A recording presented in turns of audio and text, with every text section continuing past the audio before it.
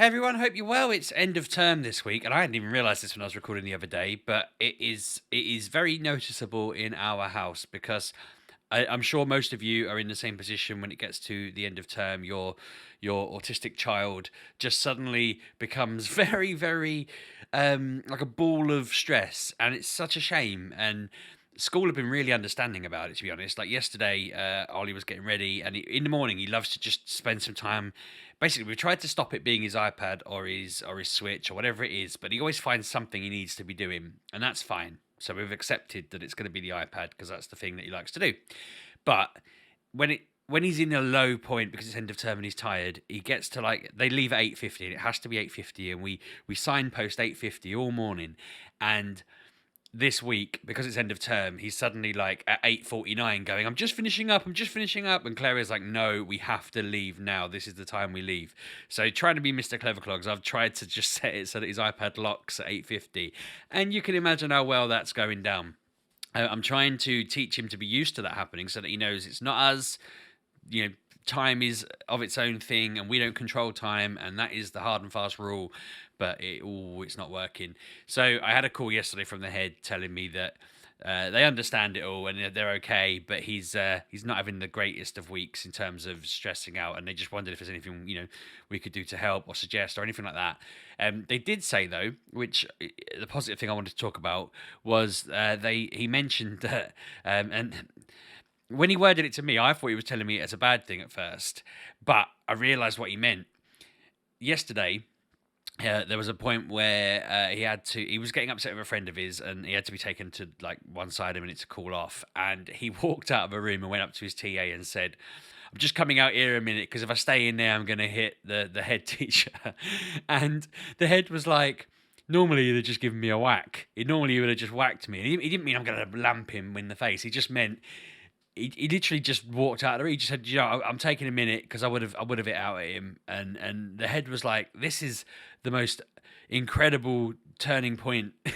He's turned a corner there randomly out of nowhere. And we were like, wow, okay. When he told me, I was like, I'm so sorry that he said that. And he's like, no. The point is, he didn't do it. He literally went, I had to walk away, or I was gonna give him a whack. And I was just like, get in. Excellent. I have learned as well, part of the reason he'd been taken to one side was apparently, I don't remember this event, but he was playing a game with his friend and he was telling his friend about how he was playing with me, and he slow motion punched me in the face. Or he told his friend he'd punched me, and he slow motion punched his friend in the face like that. And I was like, I don't remember him doing that. He probably did because they're obsessed with fighting me. And I feel like, I used to be with my dad.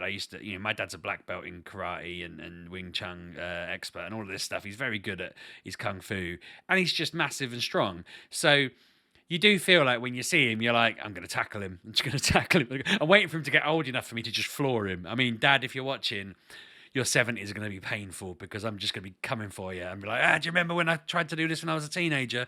And you'll be like, the police, don't take this as evidence. This isn't evidence. This is a joke.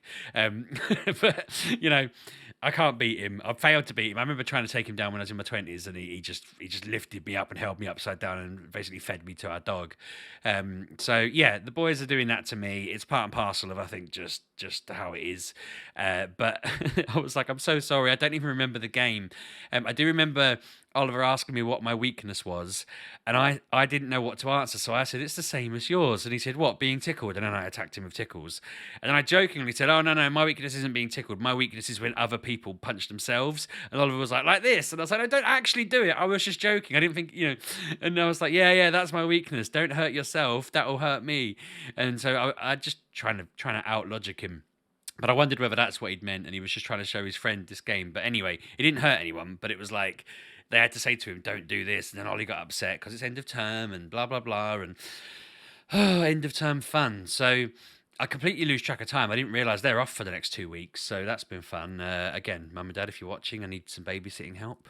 I'm doing all my family admin via my vlog now. This is good. I also had parents' evening, which I've spoken to Claire about this, and I don't know how I feel. She's very much of a wait and see. And I'm very much of a, do we really want to wait and see?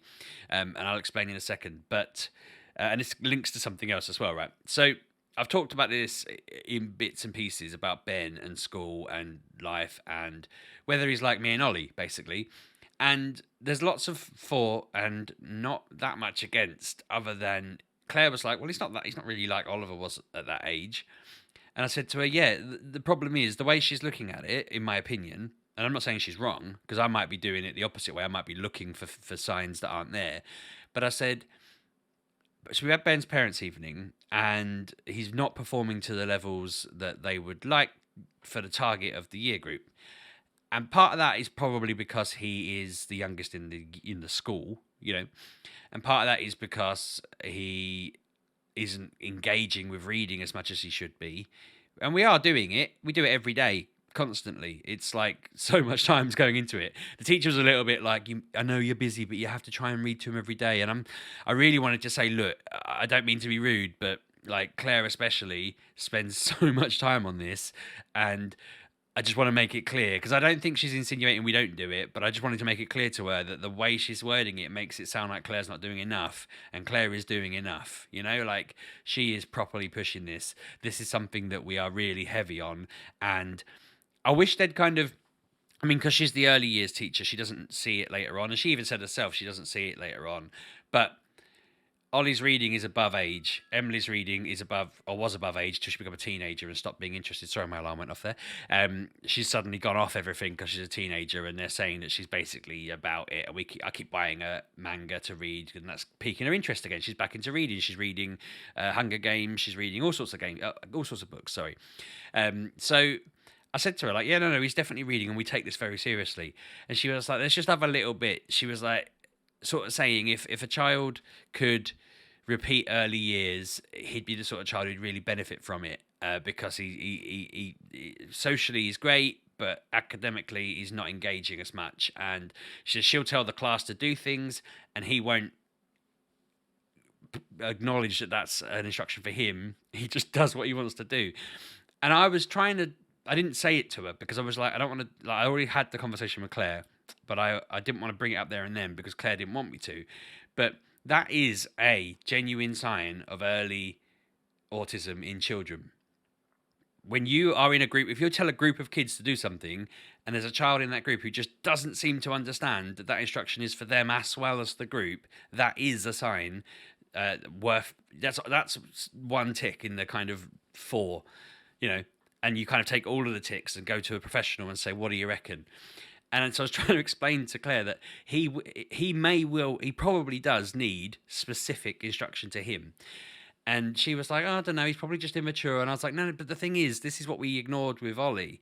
And I'll get to my point in a second more. But there's other things like swimming, that he's fine being told you need to swim across the pool and back or whatever. But when he's waiting, he does his own little thing in his own world, starts turning around, flapping around in circles and stuff. And I'm like, A, he's kind of stimming a bit. B, he's just in his own world thinking about stuff. When he's in the water, they're all standing still and he's kind of floating off because he's thinking about all the sensory stuff. And I said, he's just feeling it all. And I was trying to explain to her that he's receiving all the messages at once and he can't just phase them out. He's just got them all coming at him and he hasn't learned to phase them out. So he's thinking, whoa, I'm floaty. Whoa, it's bright. Whoa, I've got to listen to what I'm, and the other kids are just standing there listening because they've ignored the fact they're floating. They've ignored the fact there's noise. They've ignored the fact there's light. And I was like, this is starting to feel like it's going on and the flags are being raised, but people aren't picking it up. And part of that is because, and I mentioned before, I've got a comic coming out that I've worked on with Schnum on, we're doing what's called a creator takeover for April. It's kind of a big autism focused, there's loads of us doing them, daily comics, things like that. And part of the comic that we did talks early on about the signs of it. And to be honest, I don't think we actually mentioned the sign of the being in the crowd and not taking guidance meant for you as one of the things, but it is one of the things. And in that, we make a point of saying diagnosis doesn't happen at Ben's age because unless you're inconvenient, and it bothers me because Ollie, bless him, was very inconvenient for the school. Very inconvenient for the school. So his diagnosis was almost like fast-tracked because of how inconvenient he was being. Now, that's not my opinion. That's not me saying it because I think he was inconvenient. Don't misquote me or misunderstand me. It was just that in class, the teacher would say, right, we are going to sit and do this. And Ollie would be doing God knows what else. He'd be shouting out, he'd be interrupting, he'd be playing something. He would just, he was a law unto himself. He did what was his priority. He worked in his own time, in his own way, and that's all he did. And Ben's doing that, but he's not doing it in a way that results in him giving someone a thump.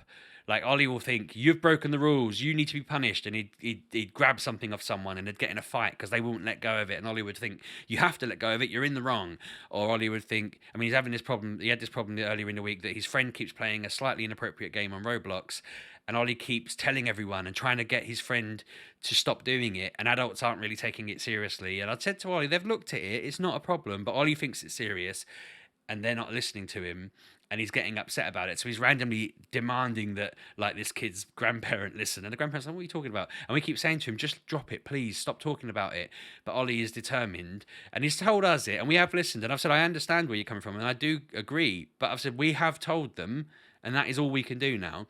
So Ollie feels like that justice has to be served, or has to be delivered, or the right thing has to be done. And he has always been like that. He'll try and fix a problem. He's confident. He thinks, I didn't have that confidence. I still don't have that confidence now. He sees a problem and he thinks, I know how to fix it, and he fixes it, or he gets stuck in. And sometimes he doesn't know how to fix it and it goes wrong. And sometimes he just looks like he's doing something crazy and it turns out there's a logic behind it. But that was what he was like at that age. And so this teacher that Ben has now, had problems where Oliver climbed over a table full of bottles and knocked them all down. And then he talked to Ollie and he's like, one bottle fell down the back. I went under the table, tried to get it. I went over the table, got it. A couple of more bottles fell down, but I picked them up and it was fine. And this teacher's like, what's he doing? He's just being weird, you know. So she's her job is to filter whether their behaviour is, you know, appropriate for their level, and Oliver's behaviour was just socially awkward and difficult. Ben's behaviour is more, I'm just gonna do everything at 1,000 miles an hour, and I'm not gonna listen to anything. I'm just gonna do what prioritises me. But he's not got that justice part in, and he's not got that forcefulness of the confidence of just jumping. I feel like, in a way, being the third kid, being the littlest kid, and having two older siblings, he's not had the opportunity to have ascendancy in the house. You know, even when he used to come to me, he'd come to me bawling about something, and I'd be like, "Oh, it's not going to work. Like, I'm not going to go get you. You've been told no. It doesn't bother me that you're crying. You know, you could just cry it out. Like, you're not getting your way." Because I had, you know, Emily crying. I was like, "Oh, I've got to give you everything. I've got to stop you crying." And then I realised that doesn't work. Oliver kind of got the, you know, no, sorry. And now Ben's getting there. Look, I've done this for 13 years now, mate. Like, sit down. You know, so Ben doesn't get away with that kind of and I feel like there's personalities there in play, and it's not just those little things. There's loads of things. I said to Claire, like, when we watch football, it absolutely scares the heck out of Ben that they might score a goal, because when we cheer, it makes him jump and he hates it, and he sits there getting anxious about it. And we have to say to him, we're watching football now, and if they score, we'll try not, you know, we don't want to shout. We don't like, if there was a game where, like, I mean, England in the World Cup, Euros, sorry, we were cheering goals in that, and he was getting really struggling, because obviously we got to the semis in that. It was a really big deal. So there are times, if Spurs are in a final and they scored a goal in the 90th minute, I mean, when they got to the Champions League final, my voice tried to go so loud, my vocal cords literally just erupted into flames, and I let out a noise that meant I couldn't speak for, like, the next day. I was just squeaky. Emily and Oliver thought it was hilarious. Ben was too little then. But if that happened again, I can't be held responsible for how loud I would be if we won something major. And poor Ben cannot handle that outburst of noise. He finds it awful. And it's the same in the car. He'll sit like that. He doesn't like the noise, so I've turned the radio down a bit. Although, speaking to Senko about Ollie, they've told me to keep it up and try and get him used to it a bit. So it's complicated again. And he doesn't like those noises. He doesn't like those sorts of things. He's getting funny about food and certain things, and he's definitely got these sensory kind of preferences, and he's just not as I said, he's not as inconvenient as Oliver was for the world. And it's bothering me that school are kind of going, he might catch up next year, you know, don't worry about it. Are like, oh, I think he'll struggle to sit in a chair all day in year one for a bit, but he'll get used to it. They always do. And I'm like, how are we not? No one's said it, and I need to say it really, but Claire doesn't want me to. I don't even know whether a doctor would look at it at this point. I just feel like unless he, I mean, he got quite a severe red slip this week for something so trivial. He was picking up sticks and pushing them through the fence onto the pathway outside the field, and now Ben's not allowed in the field for the rest of the week, or from Monday till Friday, and then obviously it's half term. He's banned from being on the field because he was throwing these sticks through the fence, and it's like. I think they're just trying to be hard on him to be like, this is a rule you must follow and show him that it's black and white. But he came home all a bit like, I got a red slip, and but he doesn't get them that often at all, really. And they're always for something like that where you're like, he was just playing with sticks. So I don't know. I just feel like we're ignoring it, or they're ignoring it, and I'm sounding like I'm looking for zebras when I hear horse clippity cloppity-ness. I can't think of the word. Footsteps. That was a thing I heard in House years ago, the House MD. But yeah, we cover that a little bit in our comic, and I feel like it's just what we're going through a little bit at the moment. I don't know how we do anything otherwise, because do we just need to wait for him to be inconvenient for the next teacher? And it's frustrating thinking it's the same teacher that Ollie had, and he was a nightmare for us. So I don't want Ben to become a nightmare for them because of how it affects him. I don't really mind how it affects them, although in a nice way I do, but in a lifelong way, I just don't want Ben going through a year of, oh, you're difficult. So we'll see. So yeah, stopping that and moving on. The comic does come out tomorrow. We're doing the creator takeover. I'm very excited. There's going to be I had a new profile picture come out, which has been very well received. We're doing like a roster thing later that's coming out, showing who's going to be involved in the order they're going to be involved. Our comic comes out first. I'm very excited about that. Looking forward to seeing the reception to it. It's just a life kind of from start to adulthood about diagnosis and what support is available, basically. So it's just a useful comic. It's not a comic like Batman swoops in or something like that. It's a comic about, how you go from zero to adulthood at different points, finding out or getting diagnosed, and what you do once you've been diagnosed. So the stuff we kind of cover on the vlog and you've all helped me with, and just stuff I've learned. I'm also working on a game jam from tonight for the month of April. I'm slightly worried about this one because we're writing a story, and then it's like a choose your own adventure jobby, and it's about an autistic person going to the supermarket, which is. It was funny that I started talking about some of the stuff that I struggle with when I go, and then everyone else in the group was empathizing the same thing, and we all seem to have this shared experience of the supermarket. And we're just going to turn it into a choose your own adventure game, and then the idea would be, because we only have a month to do it, we might expand on it from there depending on how it goes. But I think it's going to be good fun. I need to write that. I need to try and find an appropriate style to write that in and see how I get on. And I also need to write a 44-word kind of story poem thing for later in the month. I think mine's due the 26th of April. So I've got time on my side there. But I've got so many different themes in my head that I'm just like, I could write 10 of them at this point. But I'll write the one. I also have, I received my iPad. It came in the post. I installed the drawing app on it. And so far, all I've done is doodles of Pokemon, and Ben basically said, I want you to draw Hilda characters. So I drew a troll from Hilda, a baby troll from Hilda, and a deer fox from Hilda. They're quite simple to draw. I feel like I did a good job. I was quite happy with the drawings. Emily said they were good. Ben really liked them. He was well excited. I've then been doing like silly little drawings in chat, just reacting to things, just to get used to doing it. I have no idea how on earth I make my rough looking drawings look like professional clean drawings. That's a learning curve I need to figure out. Like I could easily sketch something, but like I can't do the clean lines. I was just going to point at Emily's picture of like Sonic. I could like make rough curves and stuff of that, but I couldn't get the perfect line. I don't know. I guess you're supposed to add layers on and do it that way, but I'm learning. But there are going to be prompts that people are posting out. I'll keep meaning to share it. There's a prompt, so if you want to take part in the event, there's like an easy version and a hard version, and it's like you could do one every few days. I think the first one is spring cleaning, and then it's like stims and stuff like that, and then the harder one has other topics involved in the middle, so that you could draw more frequently. But I'm going to take part in some of that, do some doodles, just get used to it. I keep having ideas. Like I've got all these stories in my head that I wanted to write, and I kept thinking some of them would be good as bigger novel-y type comics. But now I'm thinking some of them, I might even make one of them into a little, if I can draw it. I need to figure out. But I'd love the idea of just doing a little doodle and releasing a semi-regular webcomic-y type thing that maybe isn't a constant story, but it's just a vibe that people enjoy, you know? So I'm going to play around with that and see what's what. I feel like it's a good time, a good environment for that.